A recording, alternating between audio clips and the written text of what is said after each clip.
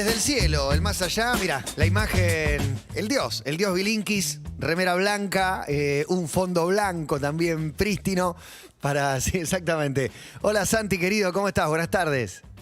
Hola Matías, ¿cómo estás? ¿Qué decís? Bien, bien, muy bien, muy bien. Ahí vi que vendiste la columna más loca de todos los tiempos. La más loca, por lo menos de mis 10 años de radio, creo, vamos a ver, al final me pueden decir si es la más loca, pero yo siento que sí, que es la columna más rara que hice en todos estos años. Bueno, vamos adelante entonces, somos todo oídos para colaborar, siempre el dilema, ¿no? No nos metamos porque tus dudas te las aclara en el siguiente párrafo, así que encima con el Zoom, dale, arranque. Bueno, ustedes saben que, lo conté el mes pasado, los tremendos problemas ecológicos que estamos enfrentando en el mundo son un tema en el que vengo pensando mucho. Sí. El mes pasado hablamos de algunos de estos problemas, di algunos indicadores tremendos sobre calentamiento global, deforestación, extinción de especies, contaminación. Bueno, hoy quiero compartir 3 ideas muy locas que se me ocurrieron para tratar de salvar al mundo. Bien. O sea, vos me dijiste Dios por la remera blanca. Salvar al mundo. Me gusta que te pongas objetivos chicos, me gusta verte en ese lugar. Está bien, hay que ir a lo más grande, hasta donde podamos llegar. Vamos a ver si podemos, con una columna de radio, salvar al mundo. Bien. Pero antes de contarles mis ideas locas, tengo que empezar con una pequeña historia. Imaginen hace muchos años un grupo de tribus que vivían todas alrededor de una gran laguna. La laguna les daba agua suficiente para todos y cada tribu tomaba de la laguna la cantidad de agua que necesitaba. Un día, la tribu más poderosa decide tomar posesión y control de la laguna.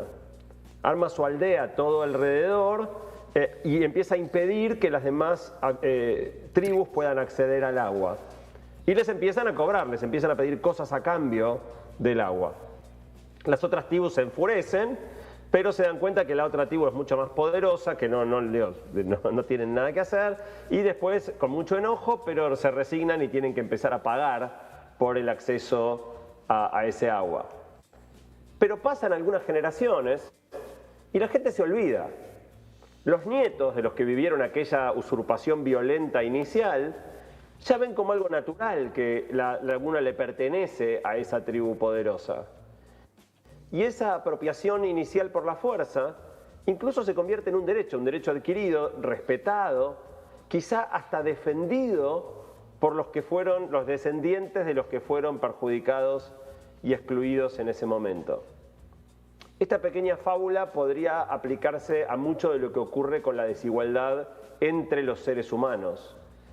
Pero hoy quiero usarla para pensar la relación de nuestra especie con las demás especies naturales y la naturaleza en general. Porque algo interesante que había surgido en la encuesta del mes pasado es que más de la mitad de las personas considera que tenemos más derecho que los animales, que las plantas o que los ríos, los mares, el aire. Y otro dato importante que surgió de esa encuesta es que la gran mayoría es dueño o dueña de un animal, de una planta o de un pedazo de tierra. O sea que esta idea de que tenemos más derecho que las otras tribus, entre comillas, y que podemos ser dueños incluso de otros seres vivos, está muy establecida. Pero este derecho, que hoy nos parece tan obvio, también nació de una usurpación inicial, producto de que nuestra tribu fuera la más poderosa. ¿Qué quiere decir ser dueño de algo? Bueno, ser dueño implica 3 cosas. Por un lado, ser dueño te permite excluir a otros de aquello que te pertenece. Salí de mi terreno o llamo a la policía. No molestes a mi perro. No te comas las frutas de mi manzano. Esto no solo es excluir a otros seres humanos, muchas veces es excluir también a otras criaturas. Ejemplo, muchos granjeros no dudarían en matar a un puma si el puma pone en riesgo a sus ovejas, o entalar su bosque que alberga a cientos de otras especies simplemente porque le convenga plantar soja, o tirar un herbicida, una sustancia química para matar ciertas plantas que ponen en peligro su cosecha. Un segundo aspecto de ser dueños es que con nuestras propiedades podemos hacer lo que se nos antoje. Si compraste una gallina o una vaca, es tuya. Y es tuya quiere decir que tenés derecho a hacerla vivir encerrada en un corral o en un lugar aún peor, o incluso a matarla cuando quieras, matar a la gallina cuando quieras hacer un puchero o a la vaca cuando quieras hacer un asado. También podés venderla para que otro la mate. Y un último aspecto de ser dueños es que todo lo que se genera a partir de lo que es nuestro, también es nuestro. Entonces, si yo compro gallinas ponedoras, los huevos que ponen las gallinas son míos, las crías que tengan las gallinas o las vacas son mías, todo lo que produzcan estas propiedades nuestras también son nuestros, mismos los frutos de cualquier planta que crezcan o una planta que crezca al lado. Esta idea de la propiedad privada como un problemón podría llevarnos a pensar que en realidad esto es un problema del capitalismo, ¿no? La propiedad privada es como uno de los pilares del capitalismo, pero no. Curiosamente, en el socialismo pasa lo mismo. La única diferencia es que la tierra o los animales, en vez de ser de una persona en particular, son del Estado. Pero efectos prácticos da lo mismo, le pertenecen a los humanos, sea a humanos individuales o a una institución creada por los humanos como el Estado. Fíjense qué ridículo que, por ejemplo, existe el concepto del mar argentino. El mar argentino son los 22 kilómetros primeros de mar desde la costa de nuestro país. ¿Qué quiere decir que el mar es argentino? O sea, hagamos una aclaración obvia. El mar está ahí desde mucho antes que siquiera existiera la Argentina. Obviamente en algún momento nosotros ocupamos este pedazo de tierra y dijimos este pedazo de tierra es nuestra y también 22 kilómetros de mar porque se nos antojó. Y obviamente el derecho internacional, que está hecho por los humanos, respalda esa apropiación y le da carácter de derecho. Pero cuando uno lo piensa con un poquito de distancia, es muy loco que podamos pensar que el mar le pertenece a un humano o a un país o a cualquier cosa que no sea la naturaleza. Y un último dato interesante de esta introducción respecto de lo que nos dice La Laguna al respecto de qué es ser dueños, por qué nos sentimos dueños del mundo, dueños de los animales, dueños de la tierra, dueños del aire, dueños de todo, es que si bien esto no es un tema de sistemas económicos, capitalismo o socialismo, sí es un tema propio de la sociedad moderna. No fue siempre así. Y hay montones de historias de los primeros contactos entre los pueblos originarios de América y los colonizadores europeos, donde los nativos americanos no entendían nada la obsesión de los europeos con la tierra y con los títulos de propiedad y con el oro. O sea, si Europa pudo básicamente conquistar y arrasar América y llevarse gran parte de las cosas valiosas que habían acá, en buena medida fue por un concepto distinto de la propiedad, donde estos venían y decían, esto es mío, ponían un alambre y los locales miraban medio desconcertados. Hay un discurso muy lindo de un cacique indio de Norteamérica, de una tribu llamada Shawnee, que le recriminaba al gobierno estadounidense en un discurso, diciendo, ¿vender la tierra? ¿Por qué no venden también el aire, el agua, el mar? ¿Acaso el gran creador no los hizo para que los usáramos todos? O sea, de alguna manera, la manera en la que esas tribus, muchas, no todas, pero muchas de esas tribus anteriores vivían, se parece a la fábula de La Laguna. Había tierra para todos, hay agua para todos, hay aire para todos. ¿Para qué vas a decir esta tierra es mía? Y antes de contarles las ideas locas, me falta un último tema. Y para eso tengo que volver otra vez al ejemplo inicial de La Laguna. Había una pequeña trampa en cómo yo les conté esa historia. Porque yo les dije que cuando la laguna no era de nadie o era de todos, la usaban todos y cada tribu tomaba la cantidad de agua que necesitaba. Pero ahí hay una trampa, porque eso no es lo que suele suceder con las cosas que no le pertenecen a nadie. Este es un dilema que está muy estudiado en filosofía y en economía y se la llama la tragedia de los bienes comunes. ¿Qué quiere decir esto? Cuando las cosas no tienen dueño, el incentivo, si nadie te frena, es a sobreconsumir y sobreexplotar, incluso mucho más que respecto de tu propia tierra. ¿Por qué? Porque en tu terreno vos no tenés urgencia por cosechar. Si no cosechás las manzanas hoy, volvés mañana, pasado, la semana que viene, las manzanas, salvo que se pudran, deberían seguir estando ahí. Pero en un espacio común, en un recurso común, si las manzanas no te las llevas hoy, tal vez mañana se las lleva otro y cuando vuelvas no están. Entonces, cualquier cosa que vos encuentres en un espacio común, desde una perspectiva económica, tenés el incentivo de apropiarte cuanto antes, hasta llevarte más de lo que necesitas, porque tal vez si otro día las necesitaras, otro se las haya llevado. En conclusión, en todo este marco para pensar las 3 ideas locas, la propiedad humana de la tierra, que nos creamos dueños del mundo, del mar, del aire, de los animales, de las plantas, están llevando a un desastre ecológico de contaminación, extinción masiva de especies y cambio climático. Tenemos que solucionar esto, pero la solución no es que las cosas naturales no sean de nadie. No pueden ser nuestras y tampoco pueden ser de nadie. Y ahí vienen entonces las 3 ideas locas. ¿Qué podríamos hacer frente a esta situación? Pensemos un poquito. Si vos querés usar momentáneamente algo que es de otro, ¿qué haces? Lo alquilás, le pagás al dueño. Bueno, la tierra no es nuestra. La tierra estaba ahí antes de que llegáramos, alguno se apropió, como en la leyenda de la laguna, y a partir de ahí tiene su título de propiedad y se la vende a otro, y otro dice, esta tierra es mía porque me la vendió fulano. Pero la tierra, en el fondo, es tan nuestra como de los carpinchos, como de las lombrices, como del pasto.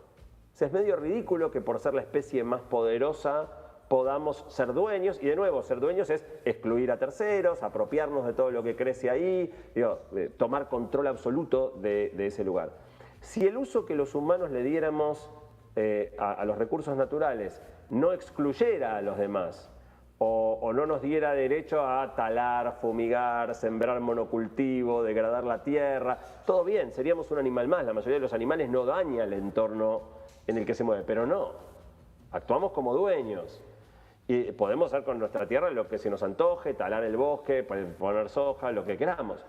Por eso, la primera de las 3 ideas locas que quiero proponer es que si queremos tener un uso exclusivo, o sea, un uso de cualquier cosa natural, animal, planta, tierra, agua, aire, que excluya a otros o que genere algún nivel de degradación, recordemos lo que preguntaba al principio, cuando vas a usar algo que no es tuyo hay que pagar alquiler. Bueno, paguemos alquiler. Paguemos alquiler al verdadero dueño, no al que tiene el título de propiedad producto de esta usurpación. El verdadero dueño es el planeta.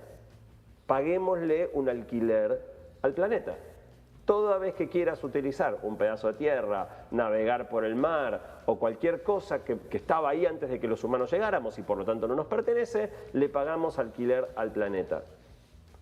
Esto que puede sonar una idea un poco extravagante, en la práctica generaría un monto de dinero enorme, piensen todo lo que habría para pagar el alquiler, que podría ser utilizado, todo ese dinero, para reparar los daños generados por la actividad humana. La segunda idea es más loca todavía y tiene que ver con el uso de los animales. Imagínate que armás un negocio de cría de gallinas, ¿sí? Le pagás al proveedor que te vende las ponedoras, le pagás a quien te entrega el maíz, le pagás al que te alquila el terreno, le pagás a un empleado o una empleada que le dé de comer a las gallinas, le pagás al gobierno los impuestos. Pero ¿quién hace el aporte más importante en este negocio de cría de gallinas? Las gallinas. Enzo Pérez. Y a las gallinas no le pagás nada. No les pagás nada porque son tuyas, ya se las pagaste al proveedor. El proveedor era el dueño de las gallinas, vos se las compraste, ahora las gallinas son tuyas, ¿qué les vas a pagar? El maíz también, el maíz se lo compraste a un proveedor de maíz, el maíz hace su aporte en este proceso, pero no se lleva nada porque es tuyo. Entonces el segundo principio que quiero proponer es que todo uso exclusivo o que vulnere los derechos o incluso el derecho a la vida de un animal o una planta también deba ser remunerado, no pagándole a ese animal porque lamentablemente va a haber muerto, pero a nivel especie. Entonces, si vamos a tener una operación que implica la pérdida de vida o la vida en condiciones poco saludables de, por decir algo, gallinas o vacas, hay que pagarle a las gallinas y a las vacas. Por cada vida sacrificada, por cada huevo recolectado, una suma de dinero a la especie. Si a alguno le choca esta idea, porque en el fondo es ponerle un precio a la vida de una gallina o la vida de una vaca o la vida de un árbol, bueno, no se olviden que hoy ya tiene un precio. Hoy se puede comprar una gallina muerta en el supermercado, solo que ese precio no se lo llevan las gallinas, se lo lleva el dueño de las gallinas, nos lo quedamos los humanos. ¿Quién lo cobraría, Entonces, Santi, el precio? Ya te lo digo en este preciso instante, porque los números son una locura, Clemente. Los números son una locura. Cada año se matan en el mundo 69.000 millones de pollos. 69.000 millones de pollos. 1.500 millones de cerdos. 600 millones de ovejas. 500 millones de cabras y más de 300 millones de vacas, y se consumen 1.5 billones, billones en el sentido latino, 1.500 millones de, no, perdón, 1.500.000 millones de huevos. Imagínate si por cada animal que se mata, o sea, del negocio que está montado alrededor de la cría y la muerte de esos animales, le diéramos un 10% de pago, así como le pagamos a los empleados, le pagamos los impuestos al gobierno, al que nos hace el alambrado, digo, a todo el mundo le pagamos en eso, menos al animal. Si les pagáramos el 10% del negocio a los animales, en 2 años las gallinas serían más ricas que Jeff Bezos. En 2 años las gallinas serían más ricas que el tipo más rico del mundo. Entre pollos y huevos, las gallinas recaudarían casi 80.000. Hay que ver cómo administran, ¿no? Las gallinas, Sí. o quién es el encargado de cobrar en nombre de ellas. Bueno, ahora esa va a ser la tercera idea loca que te la voy a contar enseguida. Pero es colosal el número. Por ahí después no es 10%, por ahí es el 1 y son 8.000 palos verdes al año. Pero no deja de ser un número monstruoso el que se genera cuando cambiamos de pensar en los animales o las plantas como propiedad nuestra de la que podemos disponer como se nos antoje, a pensarlos como socios. O sea, al final del día, una operación de producción de huevos, las gallinas ponedoras no son una máquina, no son un aparato, son socios, son parte esencial, incluso quizás más importante que nosotros, de que ese negocio exista. Todos estos 80.000 palos verdes al año que le debieran corresponder a las gallinas si se llevaran nada más que el 10%, nos lo estamos quedando los humanos. Esa plata se genera con ese negocio y nos la apropiamos todas nosotros. Pero no somos los dueños, somos socios de las gallinas, de las vacas, del pasto, del maíz y de todos los otros seres naturales que hacen falta para crear esa riqueza que creamos. Y entonces ahí voy, Matías, a tu pregunta de recién, que es, bueno, la última idea loca. Somos los ocupas del mundo natural. Igual que con la leyenda de la laguna, en algún momento nos comimos que éramos los dueños, nos apropiamos de todo, empezamos a usar todo de acuerdo a nuestra propia conveniencia, aunque de nuevo eso implique talar un bosque y dejar cientos de especies sin hábitat, o incluso a la larga perjudicándonos a nosotros mismos y comprometiendo nuestra propia supervivencia como especie. Los humanos somos los ocupas del mundo natural, pero los animales y el planeta no tienen quien los defienda, no tienen quien represente sus intereses. ¿Quién es el abogado defensor del jaguarete o del árbol deforestado? ¿Quién representa, por ejemplo, a todas las razas de perros que hoy tienen enormes problemas de salud por la cruza selectiva que hacemos para sacar animalitos mini toy, micro toy, y hoy montones de razas de perros, cualquiera que sepa un poco del tema puede desarrollarlo, tienen enormes problemas de salud producto de que los quisimos hacer al antojo y piacere de sus dueños humanos.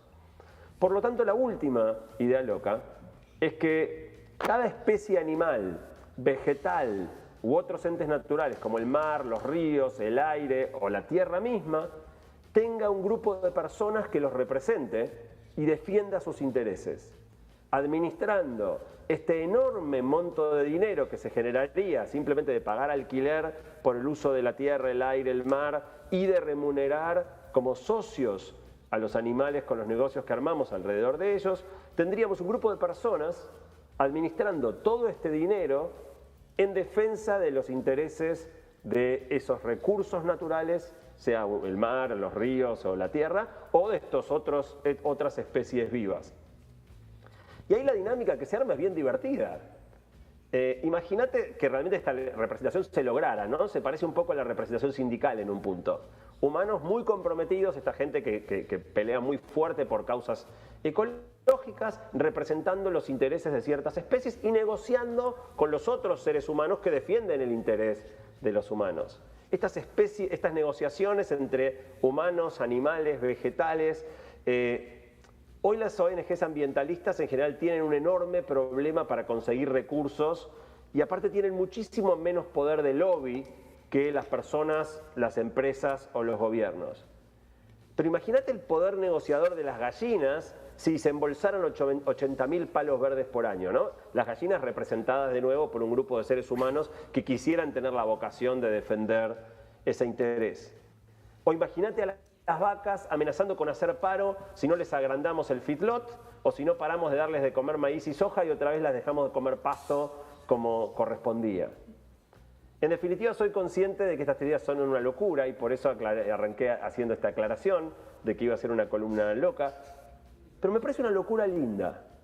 Me parece una visión difícil de concretar, pero a la vez fascinante. Desde que empecé a pensar en estas cosas, me fui obsesionando más y más y pensando más vueltas de cómo se podría organizar.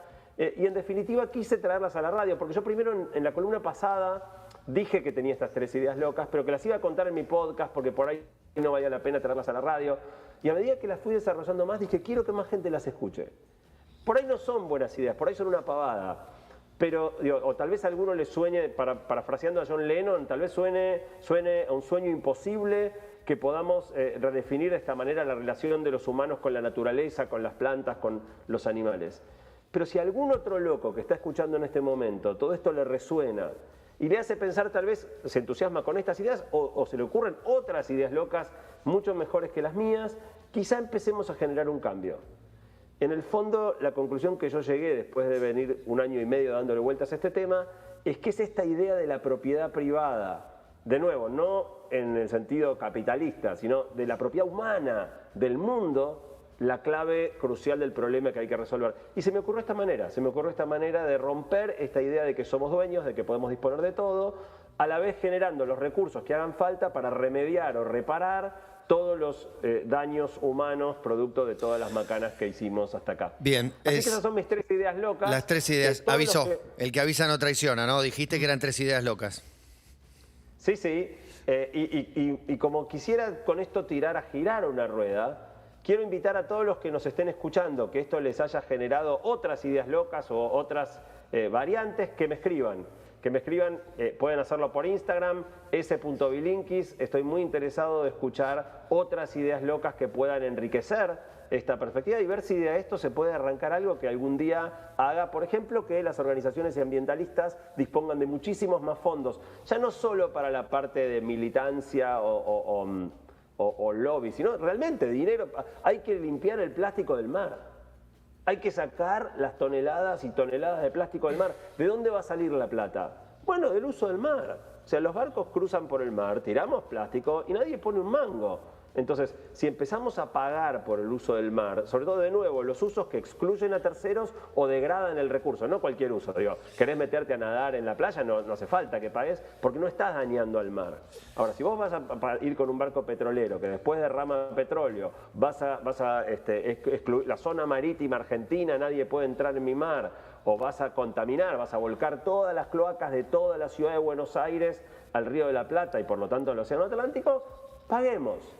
Y con esa plata, después sacamos todo el plástico, limpiamos el agua. O sea, me parece un modelo mucho más sano para volver a ocupar el lugar que de verdad ocupamos. Somos una especie más. Yo creo Somos una especie más y el hecho de que seamos la más poderosa debiera hacernos los más cuidadosos, los más responsables, no los más abusivos. Ese para mí es un poco el cambio de mentalidad que me gustaría que estas 3 ideas locas disparen. No, a mí me parece que son ideas que apuntan a un comercio justo, pero sin cambiar la raíz de lo cultural de esa laguna que en algún momento nos apropiamos. Me parece que la idea de pagarle a las gallinas, que en definitiva seríamos más humanos comerciando con esas gallinas, no mejoraría la cuestión.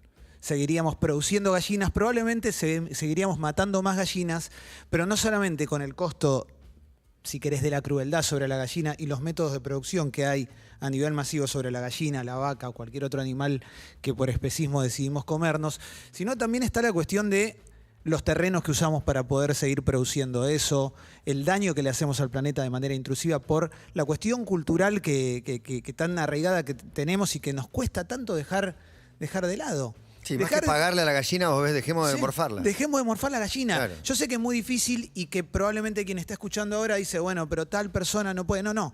Esto arranca de una manera y son cambios que van sucediendo. Yo no me imagino una organización ambientalista diciendo, bueno, paguémosle a los animales para consumirlos. No, dejemos de consumirlos. No creo que haya ninguna organización ambiental que lo proponga. Yo creo que hay cambios culturales que se van dando de a poco. Mira, el otro día lo tengo acá en el celular. El Reino Unido está buscando a través de una nueva legislación que ya sancionaron reconocer a los animales como seres sintientes. Y es un proyecto que incluye la prohibición del foie gras, tráfico de animales, tráfico de cachorros. Con esto que decía recién Santi también de las razas, es verdad, las razas de los perros son un invento del humano y hoy hay perros que no dan para más. O sea, lo mejor que le puede pasar a un bulldog es extinguirse hoy. Porque vos te compras un bulldog, además de contribuir a un sistema que, por más que en este momento haya alguien que tenga un criadero mínimamente justo, en líneas generales no son del todo justos, te compras un dolor a futuro y un futuro bastante cercano, porque es un bichito que no puede respirar, que se te va a morir a los 6, 7 años, no a los 15 como te dicen y demás. Digo, hay un montón de cuestiones del humano sobre el animal.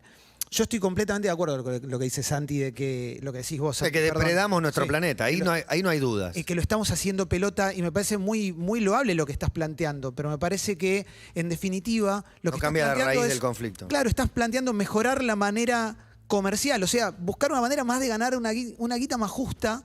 Y me parece con un fin noble, que es cuidar mejor el planeta y demás, pero sin cambiar el problema cultural que Totalmente. A mí me parece que hay un sistema de producción que los que podemos somos los primeros que tenemos que dar un paso al costado en eso. No ir a una villa a decirles, che, no te comas el asado el único día que te lo puedes comer, o no te comas una entrañita porque sabés lo que le puede significar a esa persona.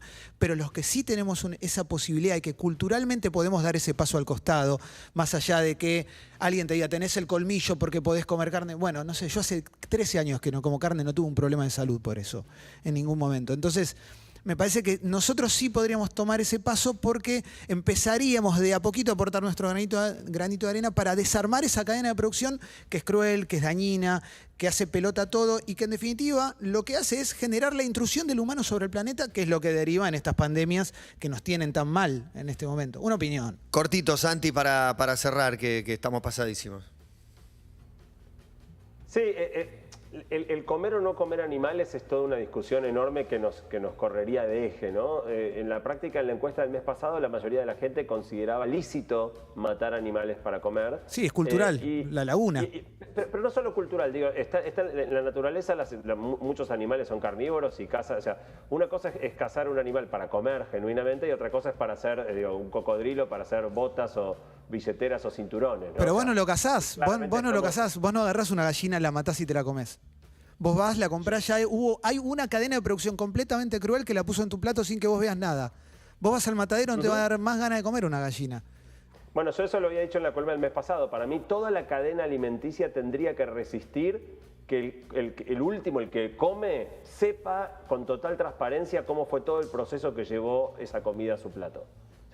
Daba el ejemplo de estos restaurantes donde uno puede ver cómo cocinan. Nosotros tendríamos que poder tener total visibilidad y yo estoy de acuerdo con vos, que si viéramos realmente cómo es el proceso que lleva un pollo a tu mesa, muchísima más gente elegiría no comerlo o por lo menos no convalidar ese tipo de prácticas. Igual, para terminar, en estas ideas yo traté de ir un paso más allá. No es solo la protección de los animales, porque, digamos, en el fondo, cuando vos dejás de ser dueño, Pasa lo mismo con los vegetales, por ejemplo. La mayoría defiende mucho a los animales, pero la deforestación es producto de tratar a los vegetales con el mismo criterio que tratamos a las gallinas. La contaminación de los mares también es poder volcar todas las cloacas de toda la porquería de toda la ciudad al mar, porque total el mar que se jorobe. Digo, hay algo de avance que los animales es donde es más visible, pero ocurre con las plantas, ocurre con el agua, ocurre con el aire. No, lo de los animales incide sobre las plantas. Lo de los animales incide sobre las plantas. Cuando vos necesitas cada vez más tierra para criar más animales, más vacas. Por eso es una cadena. Por eso está buenísima la discusión. Me parece que está buenísimo hablar estos temas. Totalmente. Bueno, ahí van disparadas 3 ideas. Los que tengan ideas más locas que las mías, encantado de recibirlas. El objetivo era generar una discusión. Yo creo que hay, de nuevo, la convicción que yo me formé es que el principal problema para tratar de resolver las cuestiones ambientales es dejar de creernos dueños de todo y empezar a encontrar otras maneras de relacionarnos con las plantas, con los animales, con la tierra, Totalmente. con el mar. Digamos, no una donde, de nuevo, lo que es nuestro podemos excluir a otros, podemos hacer lo que se nos cante, todo lo que eso otro genere es nuestro. El concepto de propiedad está profundamente errado en todo lo que tiene que ver con el mundo natural. Santi Bilinkis, un abrazo grande aportando para el debate general y hasta la próxima. Siempre un placer. Hasta la próxima, un abrazo grande a todos. Gracias, Santi. Quiero decir, estamos en medio de una pandemia, por si no lo ¿En serio? recuerdan. Sí, exactamente. Mirá. Ay, me acordé de una nota que hicimos.